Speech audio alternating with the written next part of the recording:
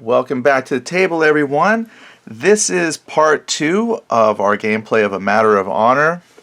And wow. Okay, so if you happen to live with cats, you may have seen something like this similarly.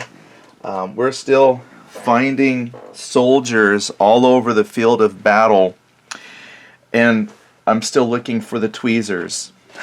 So, yeah. Part of you wants to cry, and then part of it's like, meh. The last video we played, we ended up at a good spot. I mean, we had done one full turn. We did miss out on a few opportunities to show the combat. Like there's the shooting. Yeah, look at that. She's got stuff all over. Cat hair. Can only cat everything. Well, we did show some of the shooting combat. The only thing we really didn't show last time, and that's what we were set up to do, was to show, let me grab the other card here, the close combat resolution. And I'm wondering where my other set of tweezers are. There we go. I got another pair. Luckily, dollar store, easy to get lots of tweezers. So I'm not going to recreate where we left off. I mean, that's probably going to be a little much. I don't think I can get it just right. My wife was very, cool. She was like, well, just, look at the video, find out how they were. And you could do that. Some of the stacks might be off a little bit, but I could pretty much, recreate it to a degree. However, it wouldn't be the same. But what we'll do is, this will probably be a pretty short video then. I'm just going to go ahead and put together a few stacks of things here.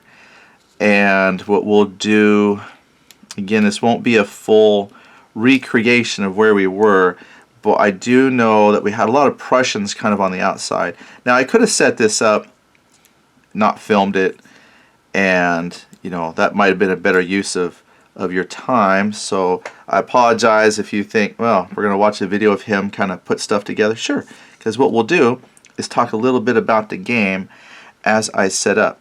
Now, I had to admit, this game, as a area impulse kind of game, all of these everything should be on their regular side. I'm going to say that everybody is refreshed and we're good there, because that's one of the ending things that you can do is you flip everything to its fresh side.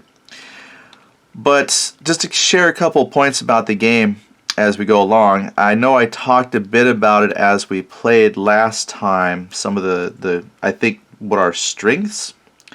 I think this is actually going to be a pretty good entry-level game for folks. That's something that a lot of people kind of ask for sometimes if they're looking for games to play like with their friends, is they'll be checking, hey, I see that all the time on like Reddit or Board Game Geek, people will ask, is there a good entry-level game? I think this is a pretty good entry-level game. The combat rules, generally that drives, war games, right? The conflict. The combat rules aren't really that difficult, and I still like to follow the steps on the chart, but they're not difficult to learn. I think sometimes that's where people kind of feel maybe a little intimidated with stuff is, combat might be very difficult. But this is one where I think people can pick it up fairly quickly. It's just a matter of, I think this one will give you the opportunity to more focus on the idea of moving troops, positioning troops, where to put them to best leverage their strengths.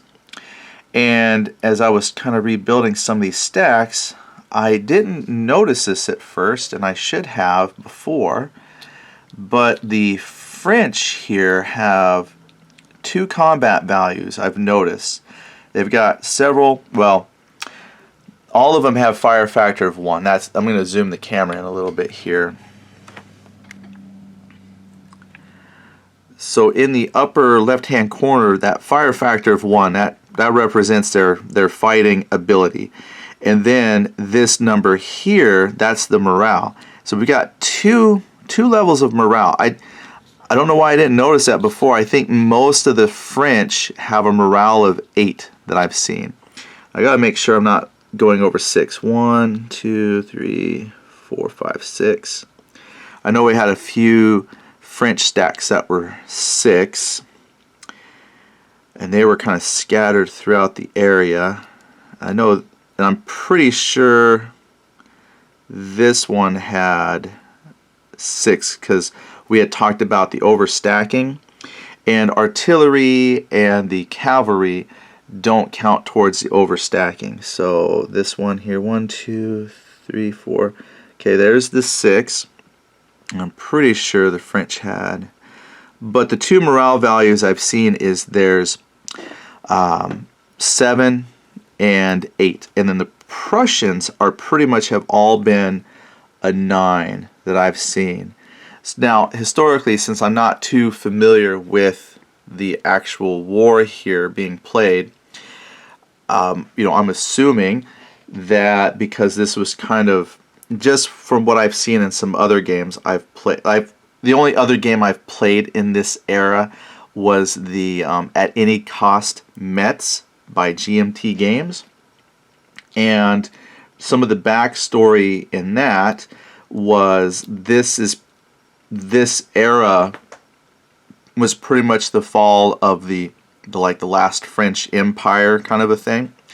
And so I could see why the morale might be waning a little bit, because this is kind of how they determine your ability to withstand combat and rally back from combat results. So this is saying that the Prussians are coming in and they're very determined to beat the French, and the French, I'm sure, don't want to be beaten as well, but it's kind of like, in my mind, it's like how Germany, they still had high morale, but near the end of the war, I'm sure you feel beat down at some point and you don't fight as effectively as maybe at the start of the war.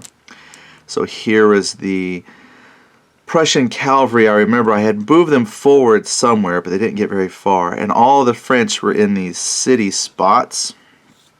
And I thought, if memory serves me well, we had brought some troops up here, and now we're missing some Prussians.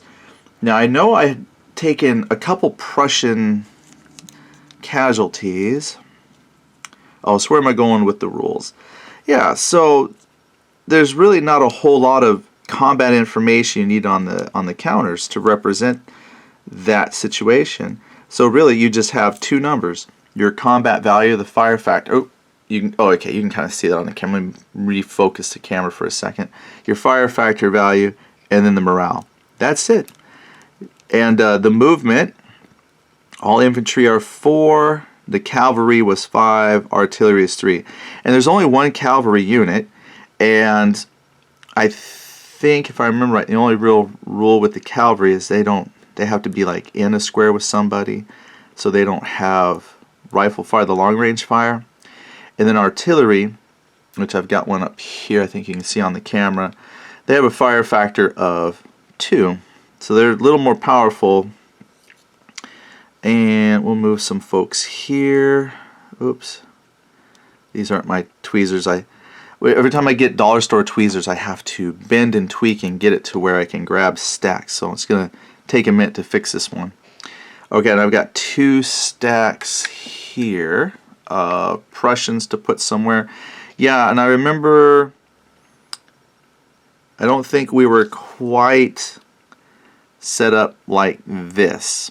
I knew we had some Prussians coming this way. All of my French units were deployed in like cities. They weren't in the city spots. And I know there was a couple off to the southern edge of the map board. They were defending like the tallow factory. But I'll just kind of shift everything here. So let's say This is where we're at. And again, the simplicity of the battle is movement we had figured out a little bit, which again wasn't very complicated. The only thing I wasn't entirely sure on was movement between like these city areas, because it has that listed as like requiring a morale check when movement is done. If you look at the movement chart, that was the only thing I was really confused on. But I think that makes sense. If you're moving from a built-up area to non-built-up areas, or from a non-built-up to built-up, there's going to be a check to see if your folks become disrupted after that movement, because they have to reform and reorganize their lines and whatnot.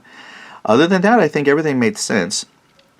So what we'll do from here is, now that we've rebuilt this a little bit and chit-chatted, this would be game turn 2. So yeah, I know this isn't how we ended up, but you know, we'll go from here. Excuse me while I clear out the sinuses.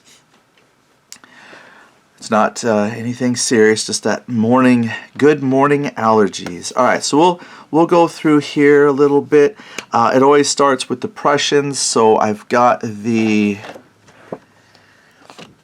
event card draw phase. So I'll just look right here at the abbreviated sequence of play. All right, so we're going to draw event cards, and remember, you can have up to 3 event cards. Right now I've got 1 Prussian card in hand, that's Starving French Soldiers, and the French had played Opportunity Fire. Oh, they had played this Opportunity Fire last time too, because some Prussians had moved near them, so they shot them up. And the French player had also drawn an end phase. Oh, this was the only other thing that I wasn't sure on, was just from the wording of the rules. I might be overcomplicating it, but it was like saying that you know, when someone has essentially, I think the way it should be, and it makes sense for me, is once there's a combination of 3 end phase cards drawn, you end that phase and you wrap up the turn. So whether it's 2 end phases in the French player or 2 end phases in the Prussian, and once someone draws that 3rd end phase, then that will kind of end it. So if you know the French player drew an end phase and the Prussian player drew an end phase, the very next end phase ends the turn. I'm going to go with that because that kind of makes sense to me. Alright, so drawing new cards, the French player draws counter move. Counter move, your opponent just played an event card.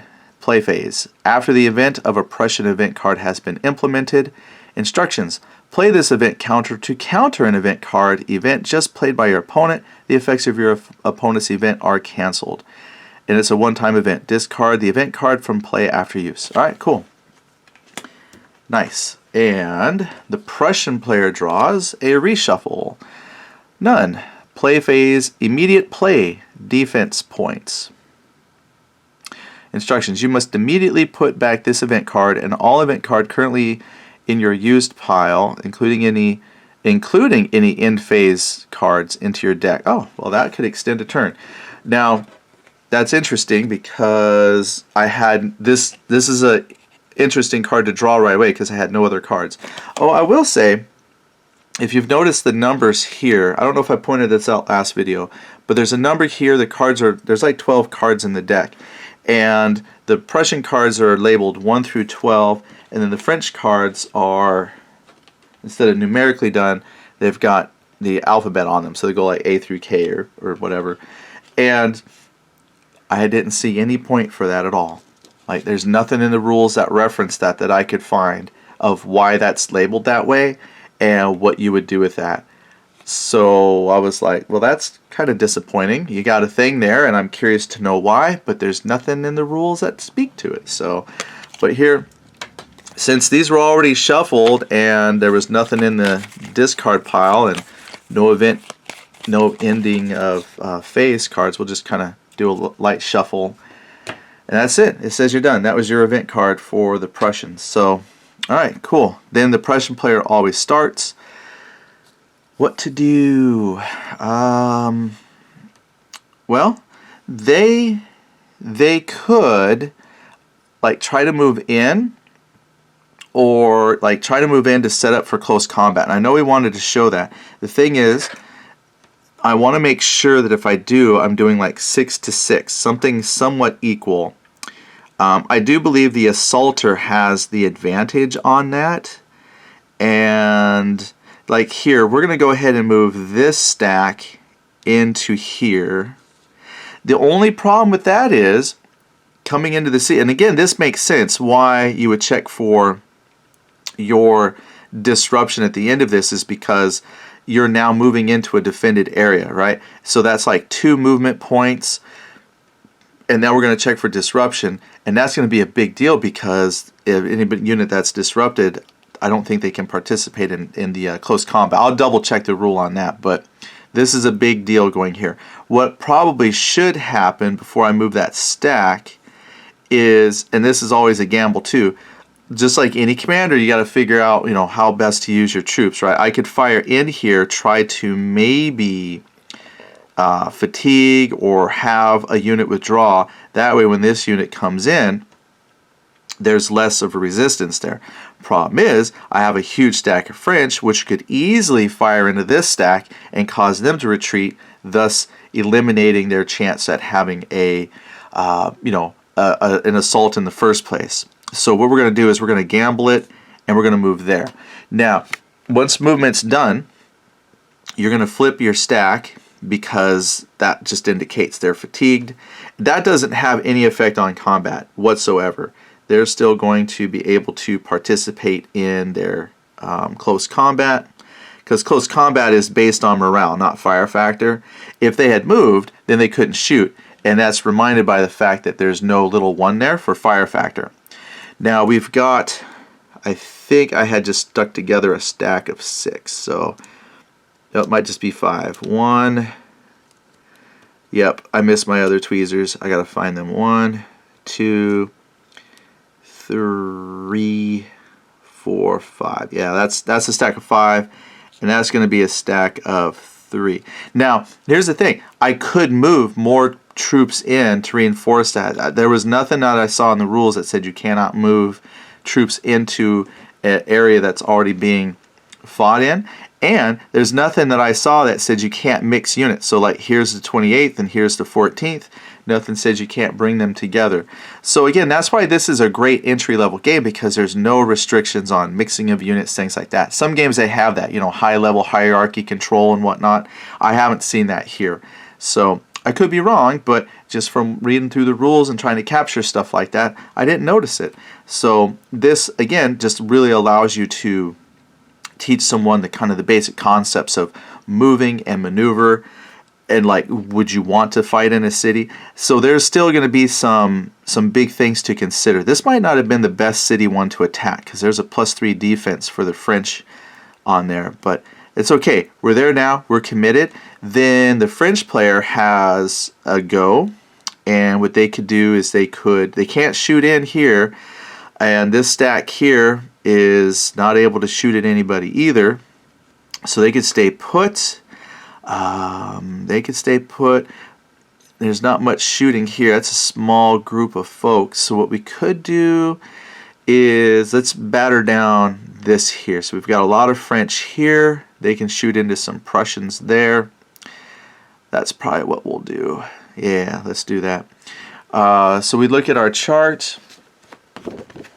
And again, this is really good fire resolution sequence. So the active player calculates their total fire points, or their total fire factors. Let's see here. If there are more than 4 enemy units in the target area. So this has got 1, 2, 3, 4. It's 4 or more. So there's +1. The firing units are French, so that's +2. -1 per friendly unit in the target area. Okay, so you can shoot into a target area. There's just a -1 fire factor, but we're not shooting into a friendly area.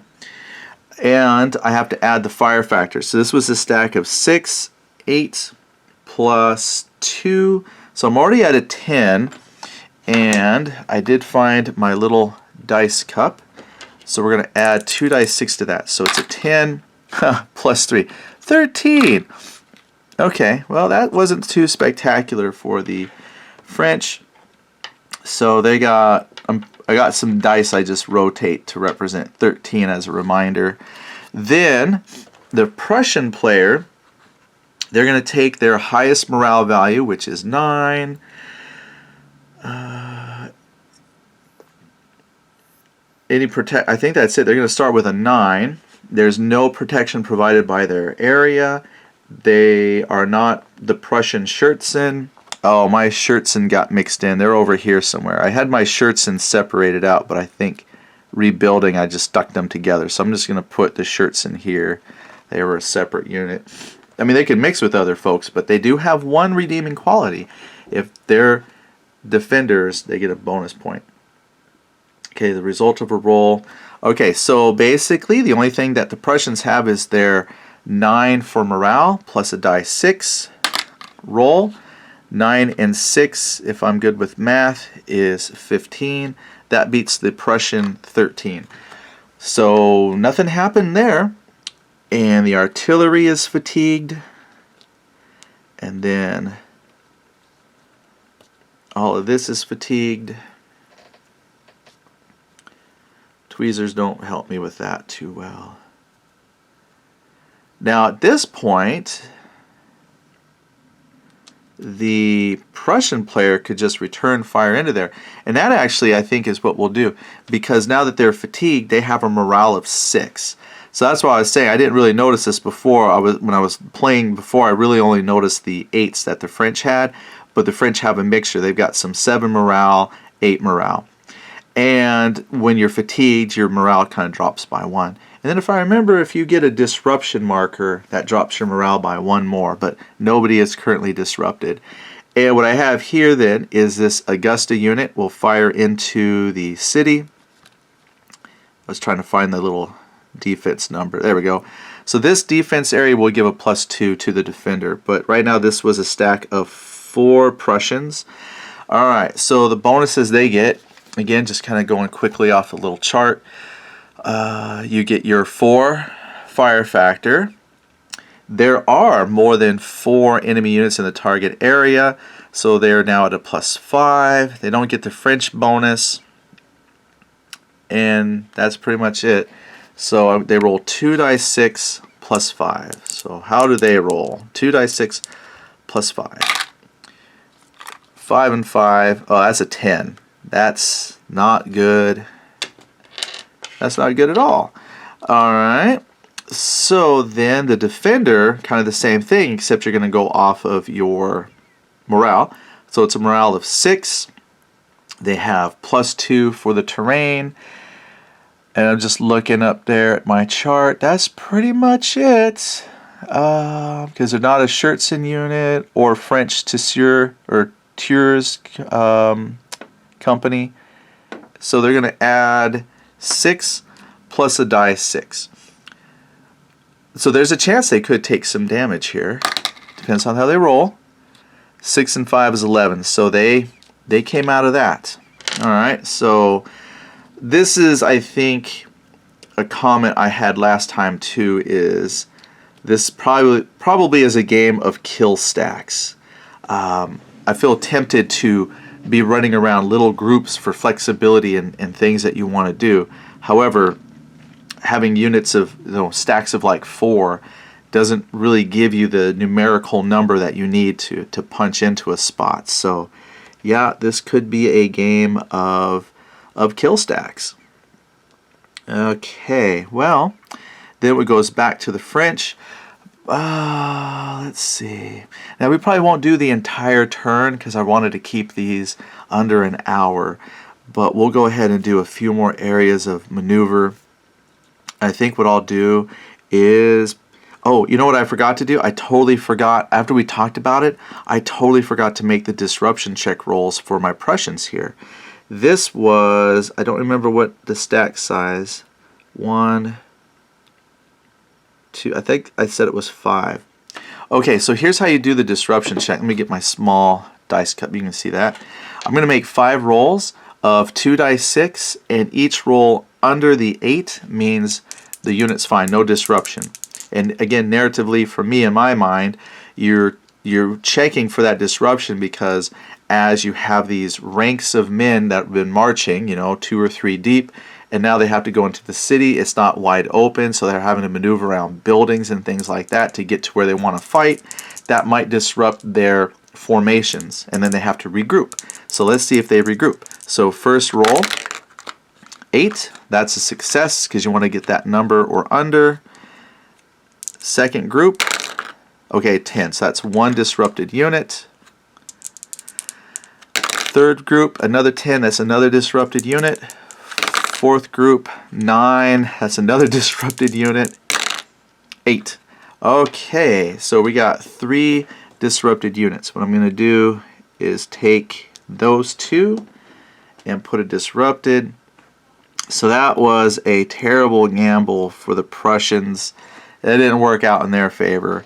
And in fact, that allows the French player, he's going to move in a couple of units, and that's going to put their stack at 5 as well. However, they don't have to make the disruption check because the rules don't say if you go from a built-up area to a built-up area. It's only if you're going from built-up to non-built-up, according to the chart, my understanding. So they're able to move some folks in, and great. Now the Prussians are at a horrible disadvantage to this building fighting when they do it. Or will they? Let's do one other thing here. I've got some French here, French here. It's technically, yeah, the French player just moved, so he's going to actually take those 2 that he moved in. They're going to be flipped onto their fatigued side.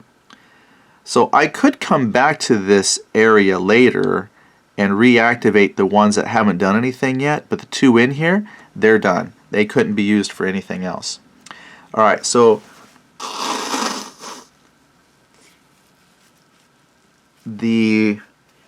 I'm just thinking what to do with the Prussian player. What I could do, just to make it a stack of 5 or 6, because you can have 6 of friendly units in an area, so you can have like 12 total counters in a spot. You can actually have more because again the artillery doesn't count towards the stacking or cavalry, just the infantry count for that. So I could move a guy here, and let's roll to see.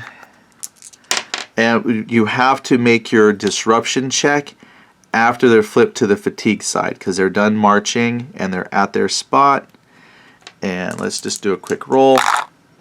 7. Okay, so that actually gives the Prussian player 3 fresh units to fight with. That might help them a little bit. Then the French player, that stack's done. Here's a stack. They're going to shoot up here. Yeah, they're going to shoot into this Elizabeth group. So they get, there's 4 here. So that's 4 fire factors. +1 for being French. +1 because there's 4 or more there. That's +6. And you roll 2 dice 6. So 6 plus 7 is a 13. So they got a 13 again. Then the Prussian player on their defense, highest morale is 9. No other bonus, and then it's a die 6. So that's a 12. So that means they lost by 1. So they take one point. Looking at the chart, it says if you 1 loss point, the non-active player may flip a ready unit to its fatigued side, or you can retreat. So a fatigued unit at an eligible adjacent area. Well, one of these is going to get fatigued. So I'll just put this guy is fatigued off to the side because there was a difference there of 1. We rolled a 12. The French had a 13, so that's a difference of 1. Now this whole unit is fatigued because they just fired. So again, like I said, real simple. And if you had 2 players that are kind of comfortable with the rules, you can see how this game could play pretty quickly. This is just me trying to kind of explain as I go. And I don't always make the best tactical decisions. So if you got 2 people that get more comfortable with the game, then you're going to have a nice engagement going on. And I'm going to shift the camera a little bit because I did some of that with that kind of out of the view of the camera. So we'll shift the conflict over there. All right, then it comes back to the Prussian player. The Prussian player will go ahead and shoot into that city built-up area. And because they got 1 unit fatigued, they're now down to 4 points that they can start with. They get no other bonuses with that, but since they're the attacker, they're going to roll 2 dice 6. So they get 2 dice 6 plus 4. Okay, 8 plus 4 is 12. And, alright, that was not shabby. Now the French defender, they go with their highest morale, which is 6, plus 2 is 8, and they're going to add a die 6 roll to that, so they're going to have 8 and 9. Alright, so that's a difference of 3. So that's 3 points there that they have to take. Now, it says here on this chart, you can discuss some of your options. So 1, with 1 lost point, you can flip a ready unit to its fatigued side, or you could retreat a fatigued unit to an eligible adjacent area. For 2 points, you can remove from play a fatigued unit, or flip a ready unit to its fatigued side and retreat it to an eligible area. And if you had 3 lost points, you could remove from play a ready unit or any above mentioned combination, right? So what I could do is, for 1 point, since these are all fatigued, for 1 point I could retreat somebody. They could retreat here, that's eligible, or here. That's 1 lost point. Or for 2 lost points, I could remove a unit from play. So that would be one point to retreat it, I guess, and then 1 point to remove it. Or just take 1 point. Yeah, for 2 points. Well, it says for 2 points I could, yeah, because for 2 you can remove it from play. So basically, I guess that would be like you retreat it and then remove it from the game. That's your 2 points according to the little chart. So I'll take 1 out and retreat 1 unit back. We'll just do that. I don't want to dwell too much on the possibilities. So that actually went better for the Prussian player that time around, and they thinned out this area. See, that's what I was hoping to do kind of down here, was to thin down the French in here a little bit, but I was afraid that if I took the time to shoot into there, this large stack, what I could have done was just shot with this larger stack, try to thin this one down, and then move these troops in for the close combat, but too late now. Different ways to look at it. Alright, so that was the Prussian players firing, so this entire stack is now fatigued. Yeah, I definitely need bigger counters. 1-inch counters are definitely easier for me to work with. Yeah, I wouldn't mind seeing this as a game with bigger counters. I know some people might say the gameplay is too simplistic to warrant a full-sized game. But I don't know. I kind of like it. Bigger counters. I think just this as a combat system, I think would be great as a larger game. But having a larger box with larger counters for just this one battle might not work for a lot of people. I think if you had maybe several maps and then you could fight several different historical scenarios using this system, I would have no problem getting this as a slightly larger box set just for some bigger counters, because I am having trouble with the small counters. Alright, so we go back to the French. We see who is fatigued, not fatigued. How are we doing on time? We're doing alright. We could do a couple more impulses and then we'll fast forward to the combat. What I wanted to do was put another Prussian and French area together so we could do some combat that way. So what will the Prussians do? They're fatigued, they're not fatigued. So we're going to go ahead and have them, the Prussians, move into an area.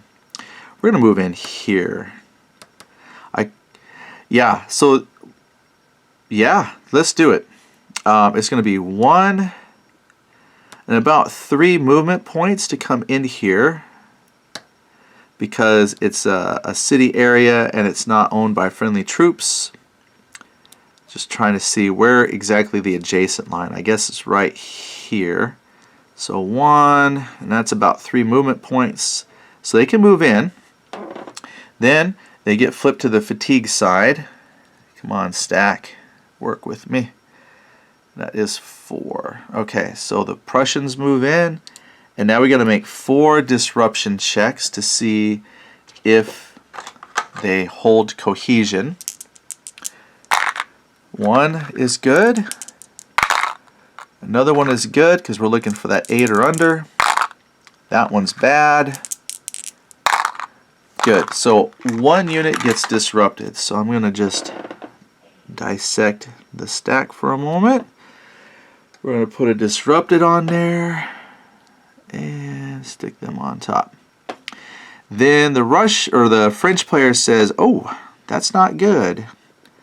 We might lose that."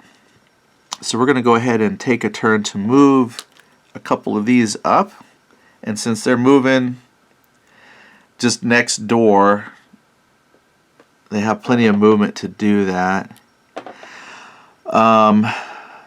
And they don't have to check for disruption because, again, they're moving from city to city. They're like already, because again, if I'm thinking narratively, they're already deployed into an urban fighting kind of formations. And so they're just continuing moving from urban to urban. So they're already in that deployed fashion for urban fighting. So I didn't see that you have to roll for that if you move from urban to urban or forest to forest because you're already in that mixed up kind of deployment. So they're fine. So they're fatigued. Then the Prussian player is going to do something. Prussian player is going to attack this city hex with this one defender. So they have 4 there. So their attacking is 4 firepower. And that's it, because they don't get a fancy bonus otherwise. Yep. They're not French. Okay. So 4. 4 plus 2 dice, 6. 7. So that's 11. Not much, but there's only 1 defender. But he has this defender has pretty much already won because they get their highest morale, which is 7. They get the +2 for being in the defensive area. That's the defensive value of that spot. Plus, this is that French tireurs unit. I'm not sure how to say that, but they get a +1 just for being them. So I'm guessing that's some kind of light unit. They can kind of fade away to reduce casualties. And so that's 7 plus 2 plus 1 is 3. And they get to add a die 6 to that. So even if I roll a 1, they equal it. But they easily, so that 1 light French unit avoids getting shot. Then the French player would do something. What would the French player want to do? French player, they want to defend the church because that's got victory points. So they're going to go ahead. Plus, there's no one adjacent to them to shoot at. So what they'll do is they'll just move over here to defend the church. So we'll go ahead and flip them to the fatigue side. Plus they're there now to support combat operations right next to them if need be. And then the Prussian player is going to move into that spot. So we're going to create a situation, maybe it's not the most tactically sound, but I want to demonstrate some close combat here. But now they're there. Now the French player has to think about with his remaining stuff, do I reinforce, where do I reinforce combat at? Would I move some units in here to help him out?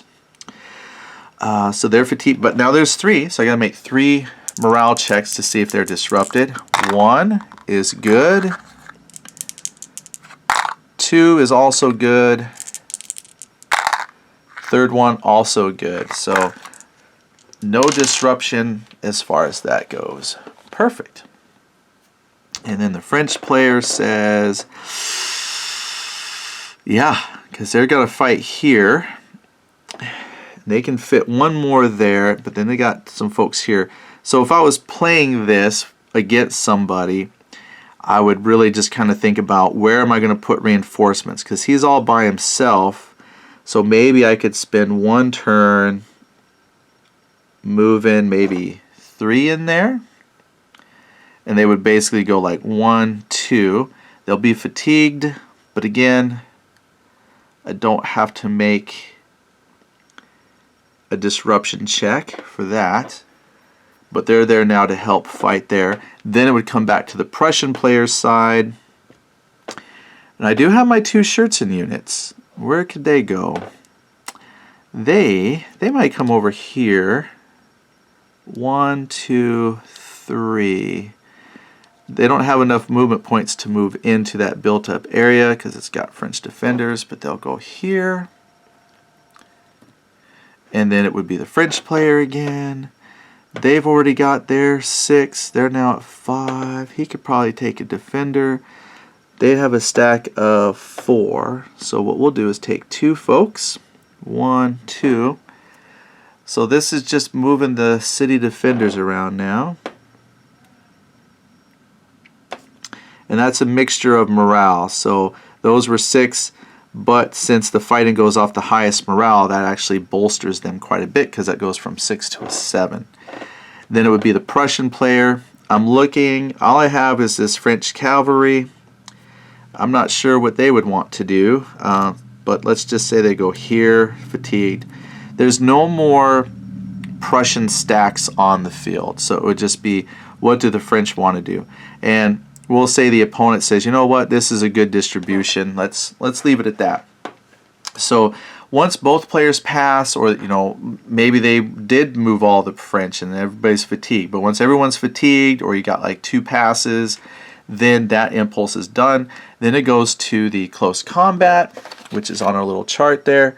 After the impulse phase of moving and shooting, you go to close combat. First thing you do is you look for all the spots that have multiple units. Now, one thing I didn't show was that when I had that 1 French unit here, you can attempt to leave, but you actually have to have more of your troops in a spot than the enemy does. So, for instance, since there's 3 Prussians here, if I had 1, 2, or 3 French, no French units could leave. But every unit above what your opponent has could leave. So, for example, with 4 French units here and 3 Prussians, I could have 1 French unit retreat out if they wanted to. That is something you could think about as far as maneuvering your troops, is swapping things around. All right, but with that, we're going to find, I got a close combat. So here's a close combat. I'll just stick it on that stack there. Here is another close combat. And then finally, there was another one I set up just for purposes. Here you go. So there's 3 close combats that we have. Now, just like with shooting in the impulse phase, this part's going to alternate a little bit too. So let's just home in ever so slightly here. All right. I know, I'm trying to get the camera to where it looks just right and then to have it settle so it stops moving. I think we can work with that. And this is be how we end out the turn. That's going to take us to right around an hour. All right. Now, again, it starts with the Prussian player, and he's going to pick one of these combats to start with. It doesn't matter. He might feel he feels more confident doing this one here. Let's start here. So the Prussian player says we're going to start right here. And the combat resolution is very similar. So the assaulting player, and that's why it's important, depending on how you stack stuff, is because the assaulting player gets the 2 die 6, defender gets 1 die 6. So fighting in these built-up areas, the attacker might want to start attacking one of these higher built-up areas because they're going to have that 2 die 6 dice advantage. That might be enough to help them get over that +3. All right. So what we do is we take the highest morale. In all Prussians, there's there's a disrupted, so that takes 1 off of the morale in that stack. But basically, the highest value here is an 8. So you take 8 plus 2 die 6. If there are more assaulting units than defending units in the area, add the difference.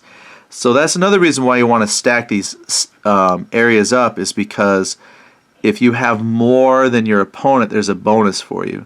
So this was 3 French, 1, 2, 3. I thought we had put 6 in here. So I'm +1. I have 1 more Prussian than a Russian, or French. So that's 1, plus the highest morale of... Am I looking in the wrong stat? Wait a minute. Oh yeah, I took the close combat off of here. So that's 8 plus 1 for having more. Yeah, that's it. So 9 plus 2 dice 6. Here we go. I'm trying to put this where you can see it there. 7. So that's a 16. That's respectable. Alright, so I got my little dice thing over here. 16 points. Now the defender. They get their total defense. So they take the highest morale, and the highest morale there is an 8, because we had some units that didn't do anything because they knew they were going to fight, so they just stayed put there. So 8. 8 plus 3, so they're at an 11 for the defending area, plus roll 1 dice 6, and add the difference. So if we had more defenders than attackers, we would get that bonus. So basically all we get here is the 8 plus 3, 11, and add 1 dice 6. So there's a chance we could still beat this. Alright, they roll a 2. So that's 11, that's 13. Alright, now the nice thing about the attack would be this damage could go either way. So like when you shoot, the attacker, like if they have a lesser value than the defender basically takes no damage. But in combat, whoever has the loss in points, they're the ones that will take the damage. So there's a chance that your attacker, if I rolled less than the defender, not only does the defender not take any damage, but the attacker now takes the difference in loss points. So assaulting is a very dangerous thing, and that's why if you can soften up an area, you know, by shooting and clearing people out, makes an assault into a town maybe a little better, because you could bring your stack of 6 folks in, maybe only 3 defenders, give yourself a bonus to count out any bonus that the defending terrain gives. In this case, we had a difference of 3. I already forgot what they had, but I think I ended up with a difference of 3. So the French have to take 3 loss points. And it applies the same way as gunnery. So I could either flip a couple people to their fatigued side, which I think I will. I'll just say that everybody in here, the 3, they get fatigued. And I'll tell you what, that is devastating for the Prussian player, because once this segment is done, everybody will flip from their fatigue side to a refreshed side. So this, even though the Prussians brought in some good combat values, it didn't help them at all. Alright then. The only thing I'd have to check in the rules, and we'll look that up later, is I believe, if I remember right, disrupted units. Let me see. I wanted to do this before I ran out of time, but I think I just want to make sure, because maybe I might have forgotten if disrupted units participate in combat. I thought they did. I just know they can't shoot, and it drops their morale. Let me just check real quick if I can find it here. There was a section on disrupted units, and I want to... Disruption of units being fired upon. If you suffered at least 1 loss point, they must undergo a morale check. Oh, okay. If you fire upon disrupted units, have to make a morale check. But where is disruption?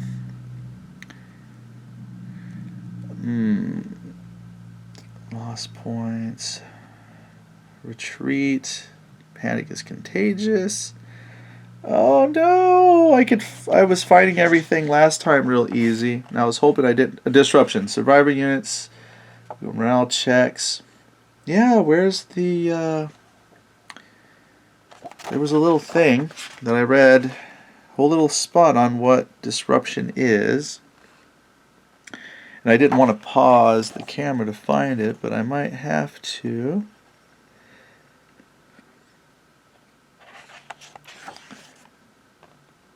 Yeah, last time I wanted to look stuff up, found it right away. Alright, let me double check here real quick. I'll come right back with the results of disruption and see if that has any impact on the combat phase. All right, so yeah, I'm glad I read that just to double check on disruption. So the only thing I saw as far as combat goes is when you're firing, fatigued units can't fire, disrupted units can fire, but I didn't see anything that said that disrupted units don't count as part of the assault. So this was a stack of 6, even though some units were disrupted.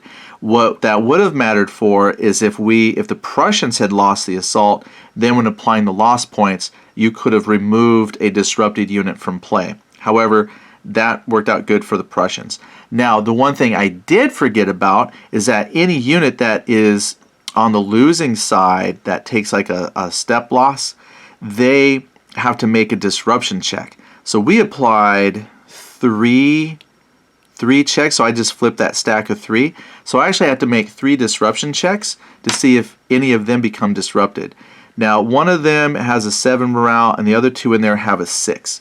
So we'll start with the 2 units that have a 6 morale. So we go, first one is going to be disrupted, the second one, disrupted. Now the guy with a morale of 7 is disrupted. So that entire stack is disrupted. So even though we didn't destroy anything yet, the bad news for the French player is they now have some disrupted units in there. And that could change the next combat completely. We'll do this next close combat. Now, because it alternates to the French are now the attacker. And so they're going to have their highest morale, I'm looking through the stack, their highest morale is a 7. And they get, the bonuses are going to work the same way. First, they're going to count how many people they have. They have 4 in there, and there are 3 Prussians. So already the French get a +1 bonus, so it's their highest morale, plus 2 dice 6, plus the difference in assaulters. So that's going to be 2 dice 6. What did I say? They're 7, 8. 8 and 6 is 14. So they have an assault value of 14. Then the Prussian defender has 8 plus 2 for that terrain that they're in. Because they're the defender, they get the terrain bonus. And there's no difference bonus for them. Alright, so they're going to add a die 6. And they're trying to beat a 14. So they have 10. Here we go. Oh, they got a 1. So that's a difference of 3 for them. So they have to take 3 loss points there.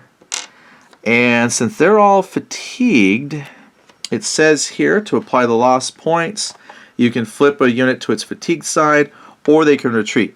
Since they're already fatigued, they could retreat out, and that would satisfy all the points.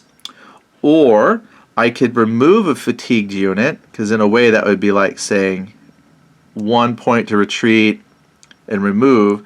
That would leave 2 units in here to keep fighting, but I'd still have to retreat 1 out. So that would put the Prussian player at a huge disadvantage to leave just 1 unit in there. They're going to go ahead and just take the losses. The French player will retain this area. Prussian player falls back. And then the last close combat, this time over here in this built-up area, I'll just stick that there. But it alternates back to the Prussians as the assaulting player. Their highest morale is 8, and they have 1, 2, 3. There was 4 in here, and this was a stack. 1. How many is that? 1, 2, 3. Oh, 6. Ooh. Okay, that's going to give. I'm just going to leave the stack. All right. So we're going to look here. The assaulting Prussians have 8 plus 2 dice 6. Ooh, 18. That's going to be really good. All right, then the French player has, their highest morale is 7. And so they're going to actually get to add plus 2 because they're the defender. So they're already at a 9. And a difference of 2 because they've got 2 more defenders. So they're at an 11. And then they're going to add their dice 6 roll to that. So 11, well, make sure that's right. Yeah, that is right because it's 2 for the city, 2 because of the difference in stack size. So that's highest morale 7 plus 4 is 11 plus 2 is 13. So sadly, even though it looked like the French were dug in well, that's a difference of 7. That's 7 loss points they have to apply. So the French player could retreat some units back here. So if we do that, it's 1, 2, 3, 4, 5. Okay, that's 5 step losses to push out of that built up area. 5. I got 2 more points to apply. This has 6. This already has 6. They're at their stack limit. So he can't retreat there, and he can't retreat into enemy controlled areas. So he is essentially removed from the game at this point. And then that close combat is done, and the Prussians have actually made their first advance into the city. So good for them. Then we would be ready to wrap up the end of the turn. Perfect. So we would do the recovery phase. Now, because I'm going to end the game here, that gave us a couple hours. Now we've got turn 1, which was moving everything towards the city. Now we're having the battle for the city itself, and the Prussians actually got their first foothold in there. So we'll end the game here. But at this point, we would flip all the fatigued units back to their refreshed side. They're ready to start fighting now for the city. Then we would make morale checks to see if any of the disrupted units lose their disrupted. And because the close combat's done, I would remove the close combat counters as well. And I think all the close combat, those are all there. Let's see, yeah, that's recovery phase and end of turn phase. And what exactly do we do in the end of turn phase? Just so we can be complete. We would do the game turn marker advancement. So we would be on turn 3. We would check for victory level, count out the victory points. You get points for enemy losses and then how many area control points. Right now it's still a French victory because they have all the areas with the stars. But you know, if we played a few more turns, it's hard to say if the Prussians could actually continue to push into the city. Now that they're in the city, it'll be easier for them to fight because they won't have to make those disruption checks as they move from city spot to city spot. If the French was to fall back, it would still. The French still have some options. They do have control of some victory points down here that are off the map you can't see. So yeah, we're now fighting for the northern part of the city, and the Prussians are going to try and push the French south. But that is basically a matter of honor. I think it's fun, and it's easy enough for a solo player to play. And I think, like I said, if you want to bring a buddy into gaming, or your child, or somebody, I think this would be a good way to start. Pretty simple to play, and you know, I really don't have much more to add to that. But I hope you enjoy the gameplay. I hope this makes you, or helps you make decisions on if this is something you want to add to your collection. If you have it, go ahead, share some thoughts, questions that you may have, anything to kind of keep a little discussion going. If you're interested in this, let me know, and I will talk to you all later. Thank you for watching.